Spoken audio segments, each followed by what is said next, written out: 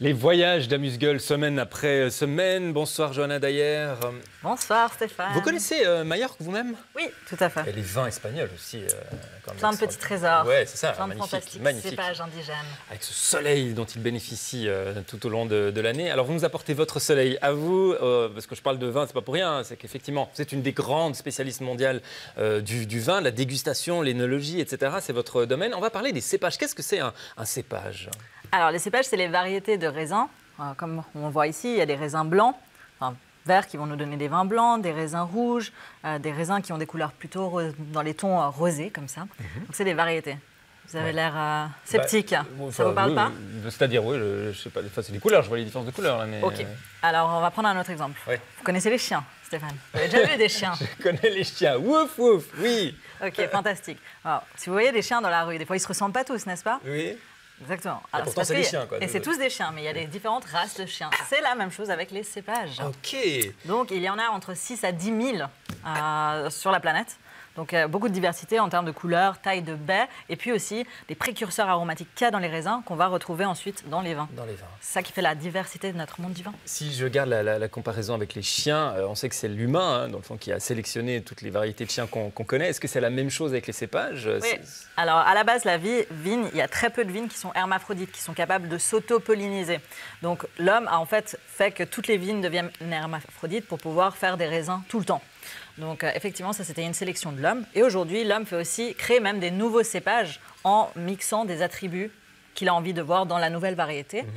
Typiquement, on va dire les essais les plus récents, on s'amuse beaucoup en Suisse à Changin, notamment, il y a des grands experts, c'est de faire des cépages qui soient résistants aux maladies pour pallier typiquement aux conditions climatiques un peu affreuses qu'on a eues cet été 2021, où il y a eu beaucoup de pluie et donc beaucoup d'attaques de champignons, par exemple le mildiou. On a quoi comme cépage récent, justement? Alors, on a inventé le Divico et la Divona, par exemple, qui, eux, justement, nécessitent peu ou pas du tout de traitement. Donc, dans l'air... Du bio, j'allais dire. Exactement. C'est ça, ça fait vraiment sens parce que ça permet de vraiment limiter les traitements à la vigne. 6 à 10 000 cépages différents, variétés comme ça, c'est incroyable. Et quels sont les plus fréquents à travers la planète? Voilà, sur 6 à 10 000, on dit qu'il y a 24 variétés qui sont très connues et qui représentent un tiers de la production mondiale. Donc au final, on utilise toujours les mêmes cépages un peu partout. Sauvignon blanc, Chardonnay, Cabernet Sauvignon, Merlot, etc. C'est des cépages, si on les retrouve autant partout, c'est parce qu'ils sont capables de vraiment bien s'adapter à tous les climats, autant dans les climats plus frais que chauds, et aussi parce qu'ils ont beaucoup de versatilité en termes de style. Donc ça veut dire qu'on peut les faire en doux, on va goûter un vin qui a du sucre, versus des vins secs, comme le premier vin qu'on goûtera, et ainsi de suite. Donc quand on peut faire plein de choses, des effervescents et autres, c'est aussi des cépages qu'on a tendance à plus utiliser du coup. Alors allons-y, puisque vous êtes venu effectivement avec deux exemples de vins blancs, hein, c'est ça? Oui. Que vous avez choisi, qui viennent. Présentez-les-nous. En Suisse, on a beaucoup de cépages indigènes, justement, on a vraiment de la chance parce que on a plein de cépages qui sont uniques, comme l'Humagne blanche, par exemple. Donc ça, c'est assez fantastique. Aujourd'hui, je n'ai pas pris des cépages indigènes suisses. Par contre, c'est quand même très local, puisque j'ai pris du fendant, qui est du chasselas. Ça, c'est le nom du cépage. C'est du raisin de table, donc du raisin qu'on pourrait manger. Ça surprend toujours les gens à l'étranger qu'on fasse du vin avec du raisin de table, parce que ça fait des grosses... Hop là. Ok. Donc là, on est... Je pique votre verre, désolé. Okay. Et j'en mets partout, c'est bien. Vive les drop stop. Voilà, donc un fendant. Et voilà, vous un fendant. Proposez une comparaison, hein, j'imagine. Oui, alors je vous laisse déjà le sentir. Ouais, regardez un petit peu qu'est-ce que ça sent. Ok. Alors c'est assez léger, je dirais, hein, comme. Oui, tout à fait. Vous avez quoi comme arôme? Ça sent quelque chose. Ça vous rappelle quelque chose? J'ai l'impression d'être en examen, là, tu vois. Mais non, spontanément. Ça me rappelle un peu quoi, des fruits? Ça me rappelle. Qu'est-ce que ça me rappelle? Les fleurs, je vais dire des fleurs. Oh, ça me rappelle des fleurs. C'est assez floral. C'est pas mal? C'est floral? C'est assez floral, ouais. Yes. Et puis aussi des agrumes un peu citron comme ça. Nicolas, ça sent quoi, ça, à ton avis? C'est floral aussi ou... En plus, il a un masque, le pauvre, je sais pas s'il sent grand-chose. Oui, c'est ça, voilà. Il est capable de dire ça, en gros, c'est ça. Et donc ça, alors ça... Et là? Ah, ouh là là, ah oui. Alors là, c'est beaucoup plus sucré, disons. Enfin, disons. Donc, alors, c'est pas sucré parce que vous pouvez pas on peut sentir pas le sur le sucre sucre, avec mais- votre nez. oui, Par non, contre, non, non, c'est il y en très a plus, il y en a exubérant. plus. C'est ce qu'on appelle un cépage aromatique. C'est du Oui. Gewürztraminer.